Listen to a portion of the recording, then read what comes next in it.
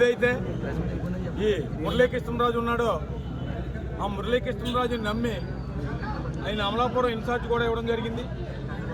అన్ని దురుద్దేశంతో కోసరవిల్లి మాదిరిగా రంగులు మారుతూ పార్టీని ఎన్నుకోటు పొడిచి మరి సత్యప్రభు గారిని వాడించి మరి తన ఉద్దేశం ఏంటో తెలియదు. కానీ మరి ఏదైతే సునీల్ గారు ఉన్నారో సునీల్ గారి దగ్గర డబ్బులు తీసుకుంది. ప్రతి గ్రామం నుండి ప్రతి గ్రామానికి కూడా మరి సుబ్బారావు గారి దగ్గర కూడా డబ్బులు తీసుకుంది. ప్రతి గ్రామంలో కూడా 3 లక్షలు 4 లక్షలు పంచడం జరిగింది.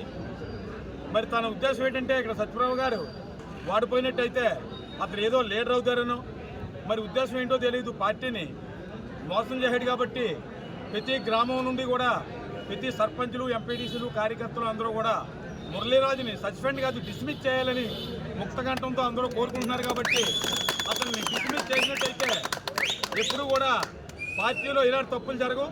ఇది పార్టీకి చాలా మంచి ఇది కాబట్టి అతను డిస్మిస్ చేయాలి.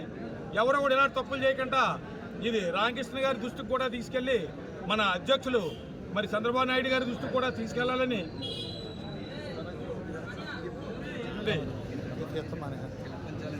ఇప్పుడు మరి ఆయన మరి ఏదైతే మన అన్నవరం సత్యనారాయణ స్వామి ఉన్నాడో ఆయన సన్నిధిలో సత్యప్రభు గారిని నెక్కించాలని ప్రమాణ స్వీకారం కూడా చేశాడు ఆయన.